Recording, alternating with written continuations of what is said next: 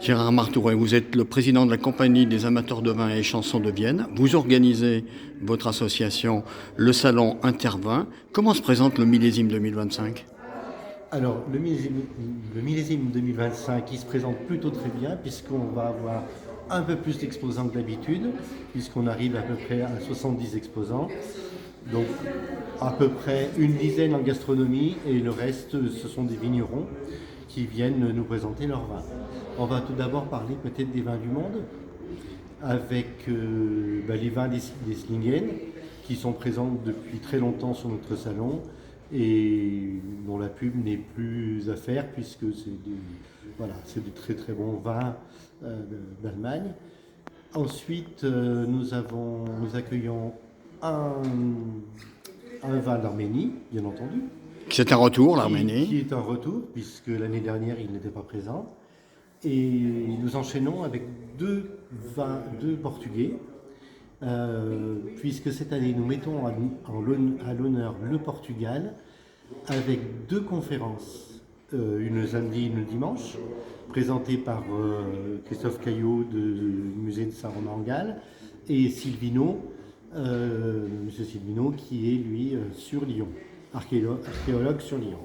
Donc ils ont fait un travail formidable sur les vins portugais et antiques jusqu'à nos jours, et ils vont nous présenter cela le jour du salon. Ça, c'est la dimension internationale Ça, des vins. Et puis après, on se recentre un petit peu sur la partie française.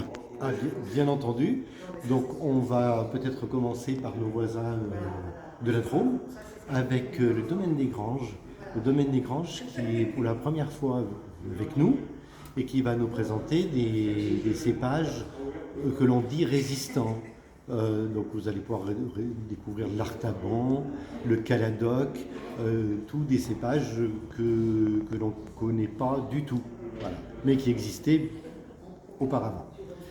Et puis nous remontons tout simplement en Isère, puisqu'il y a 3 viticulteurs de notre département qui seront présents, avec bien des cépages tels que la Verdesse ou le Persan.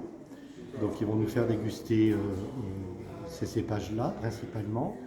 Et puis pour aller un peu plus loin, peut-être pour traverser le Rhône seulement, nous accueillons cette année 2 Centre-Loire, donc des vins que l'on dit plutôt volcaniques et qui seront présents avec les côtes du Forez et côtes rouennaises.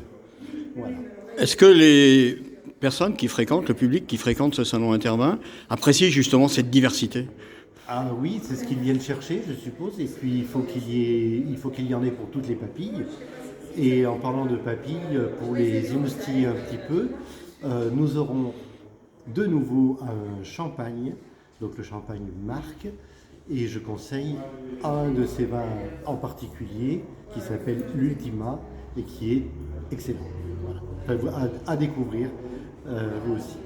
Et bien entendu, on aura plein d'autres spécialités, plein d'autres nouveautés. On peut aussi vous présenter un vin de cassis et un vin de groseille avec le domaine des Rubis. Il porte bien son nom, puisqu'il va nous faire découvrir là une autre sphère de vin, puisque ce sont des vins qui sont élaborés avec des fruits, cassis et groseille. Voilà. D'autres spécialités, bien entendu, comme la bière qui sera présente avec la brasserie Faucon, également du Pilat. Et puis nous accueillons la cidrerie, cidrerie du Pilat, avec Monsieur Barlet qui, pour une grande première, a voulu faire un cidre avec la pomme du Pilat. Donc ils se sont entendus avec la coopérative du Pilat pour justement sélectionner une pomme et en faire un cidre différent des cidres que l'on boit habituellement. Voilà.